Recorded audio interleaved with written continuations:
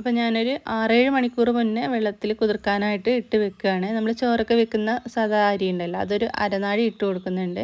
പിന്നെ അതുപോലെ തന്നെ നമ്മൾ നെയ്ച്ചോറ് ബിരിയാണിയൊക്കെ വെക്കുന്ന ആ അരി ഒരു അരനാഴിയും കൂടി ഇട്ട് കൊടുത്തിട്ടുണ്ട്. അപ്പോൾ രണ്ടും കൂടി മിക്സ് ചെയ്തിട്ടാണ് ഞാൻ കുതിർക്കാനായിട്ട് വെക്കുന്നത്.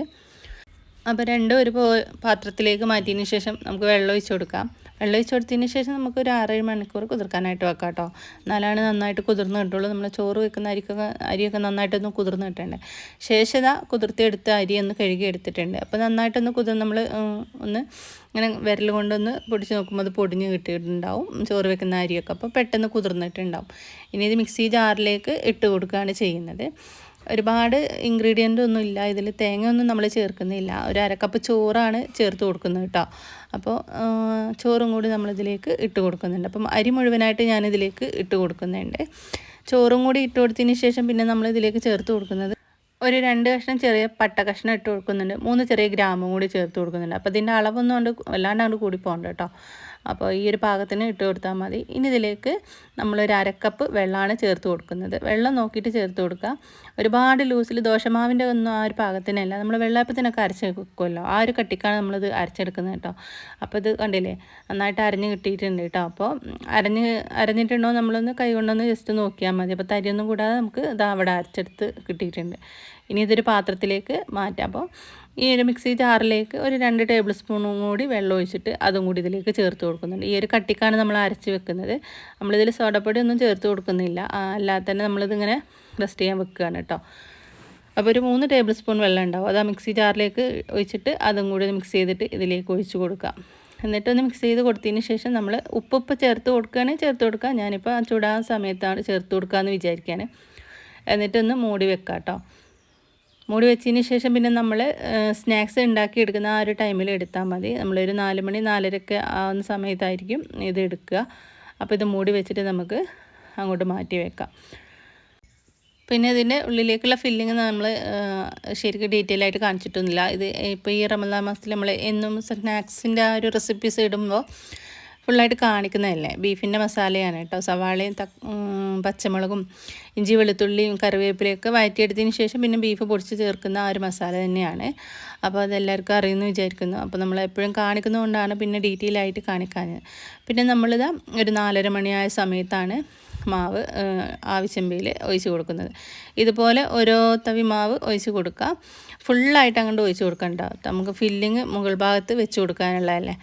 അപ്പോൾ ഇഡ്ഡലി തട്ടിൽ നമ്മൾ കുറച്ച് ഓയിലൊന്ന് ബ്രഷ് ചെയ്ത് കൊടുക്കണം കേട്ടോ, അല്ലെങ്കിൽ സ്നാക്സ് അതിൽ നിന്ന് പെട്ടെന്ന് നമുക്ക് എടുക്കാൻ പറ്റില്ല വെന്ത് കഴിഞ്ഞ സമയത്ത്. ഇനി ഇതിൻ്റെ മുകളിലായിട്ട് നമുക്ക് ഫില്ലിങ് വെച്ച് കൊടുക്കാം. കുറേശ്ശെ വെച്ച് കൊടുത്താൽ മതി കേട്ടോ. ആവിയിൽ വേവിച്ചിട്ടുള്ള ഈ ഒരു സ്നാക്സ് അടിപൊളിയാണ് കേട്ടോ. നമുക്ക് നോമ്പ് തുറക്കുന്ന സമയത്ത് ഒരുപാട് എണ്ണയിൽ മുക്കിയൊന്നും പൊരിക്കാതെ നല്ലൊരു സ്നാക്സ് അല്ലേ. അപ്പോൾ കഴിക്കാനായിട്ട് നല്ലൊരു ടേസ്റ്റാണ്. നമ്മൾ അരി അരച്ചെടുത്ത സമയത്ത് ആ ഒരു പട്ട ഗ്രാമ്പു ഒക്കെ ചേർത്ത് കൊടുത്തു കഴിഞ്ഞാൽ നല്ലൊരു ഫ്ലേവറാണ് നമ്മുടെ അരിമാവിന് വെന്ത് വരുന്ന സമയത്ത്. അപ്പോൾ കുറച്ച് ഫില്ലിങ് ഇങ്ങനെ വെച്ച് കൊടുത്തതിന് ശേഷം നമ്മൾ അത് മൂടി വെക്കുന്നുണ്ട്. മൂടി വെച്ചിട്ട് ജസ്റ്റ് ഒരു സെക്കൻഡ് കഴിഞ്ഞതിന് ശേഷം പിന്നെ നമ്മൾ രണ്ടാമത്തെ തട്ട് വെച്ച് കൊടുത്താൽ മതി. രണ്ടാമത്തെ തട്ടിൽ നമ്മൾ എണ്ണ ഒന്ന് ബ്രഷ് ചെയ്ത് കൊടുക്കുക കേട്ടോ. ഓയിലോ എണ്ണയോ ഒന്ന് ബ്രഷ് ചെയ്ത് കൊടുക്കുക.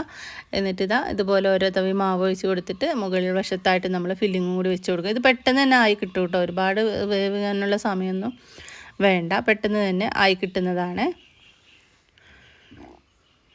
ഫില്ലിങ്ങൊക്കെ വെച്ച് കൊടുത്തതിന് ശേഷം നമുക്കിത് മൂടി വെക്കാം. ഒരു 10 മിനിറ്റ് അത്രയും മതി കേട്ടോ ഇത് റെഡിയായി കിട്ടാനായിട്ട്. അങ്ങനെ ഇതാ മൂടി വെച്ചിട്ടുണ്ട്. മൂടി വെച്ചിട്ട് ഒരു 10 മിനിറ്റ് കഴിഞ്ഞതിന് ശേഷം നമുക്ക് തുറന്ന് നോക്കാം. അപ്പോഴേക്കും നമ്മുടെ സ്നാക്സ് ഇവിടെ റെഡി ആയിട്ടുണ്ടാവും. അപ്പോൾ ഒരു 10 മിനിറ്റ് കഴിഞ്ഞതിന് ശേഷം ഇതാ തുറന്ന് നോക്കിയിട്ടുണ്ട്. ഇതിവിടെ റെഡിയായി കിട്ടിയിട്ടുണ്ട്. ചൂടാറിയതിന് ശേഷം നമുക്കിതിൽ നിന്ന് മാറ്റിയിട്ട് ബാക്കിയുള്ളത് നമുക്ക് ബാക്കി തട്ടിൽ ഒഴിച്ച് വെച്ചിട്ട് വേവിച്ചെടുക്കാം. മാവ് ഈ ഒരു കട്ടിക്ക് തന്നെയാണ് കേട്ടോ വേണ്ടത്. ഒരുപാട് ലൂസായിട്ടുണ്ടെങ്കിൽ നമ്മൾ അപ്പച്ചമ്പിൽ ഒഴിച്ച് കൊടുക്കുന്ന സമയത്ത് ഫില്ലിങ് വെച്ച് കൊടുക്കാൻ പറ്റില്ല, മാവ് ഒന്നായിട്ട് പരന്ന് പോവുകയും ചെയ്യും. അപ്പോൾ ഈ ഒരു പാകത്തിന് ആക്കിയെടുത്താൽ മതി. അപ്പോൾ ഇതും കൂടി ഫില്ലിങ് വെച്ചിട്ട് നമ്മൾ അപ്പച്ചമ്പിലേക്ക് വെച്ച് കൊടുക്കുക. നമ്മളിതിൽ തേങ്ങ ചേർക്കുന്നില്ല കേട്ടോ, തേങ്ങ ചേർക്കാനാണ് നമ്മളിത് ഉണ്ടാക്കിയെടുക്കുന്നത്. ഇനിയിപ്പോൾ തേങ്ങ ചേർക്കുമെന്ന് എനിക്കറിയില്ല, ഞാൻ ഈ രീതിക്കാണ് ഉണ്ടാക്കിയെടുക്കാറുള്ളത്. അപ്പോൾ നമ്മൾ ആദ്യം വെച്ചത് ചൂടാറിയിട്ടുണ്ട്. അത് പാത്രത്തിൽ നിന്ന് നമുക്ക് സ്പൂൺ കൊണ്ടിട്ട് ഇതുപോലെ പെട്ടെന്ന് തന്നെ അത് അതിൽ നിന്ന് വിട്ട് കിട്ടുന്നതാണ് കേട്ടോ. ഒട്ടിയൊന്നും പിടിക്കാണ്ട് നല്ല രീതിയിൽ തന്നെ കിട്ടുന്നതാണ് കേട്ടോ. അപ്പോൾ അതാ എല്ലാം ഇവിടെ റെഡിയാക്കി എടുത്തിട്ടുണ്ട്. ബാക്കിയുള്ളത് നമ്മളിതാ ഓരോന്നായിട്ട് വേവിച്ചിട്ട് നമ്മൾ പാത്രത്തിലേക്ക് മാറ്റിയിട്ടുണ്ട്. അപ്പോൾ ഉറപ്പായിട്ടും നിങ്ങൾക്ക് ഇഷ്ടമാവും കേട്ടോ. അതുപോലെ ഒന്ന് ഉണ്ടാക്കി നോക്കണേ. ഇനിയിപ്പോൾ എണ്ണയിൽ മുക്കി പൊരിക്കാത്ത പലഹാരങ്ങൾ ഇഷ്ടമില്ലാത്തവർക്കൊന്നും ചിലപ്പോൾ ഇത് ഇഷ്ടാവില്ല. പക്ഷേ ആവിയിൽ വേവിച്ചെടുക്കുന്ന പലഹാരങ്ങളൊക്കെ ഇഷ്ടമാവുന്നവർക്ക് ഈ റെസിപ്പി ഉറപ്പായിട്ടും ഇഷ്ടമാവും കേട്ടോ. അപ്പോൾ നിങ്ങളൊന്ന് ട്രൈ ചെയ്ത് നോക്കൂ കേട്ടോ. എന്നിട്ട് അഭിപ്രായങ്ങളൊക്കെ ഒന്ന് പറയാം. വീഡിയോ ഇഷ്ടമായി ലൈക്ക് ചെയ്യാനൊന്നും മറക്കല്ലേ കേട്ടോ. സബ്സ്ക്രൈബ് ചെയ്ത് സപ്പോർട്ട് ചെയ്യാനൊന്നും മറക്കല്ലേ കേട്ടോ. നാളെ നമുക്ക് മറ്റൊരു വീഡിയോയുമായിട്ട് വീണ്ടും കാണാം.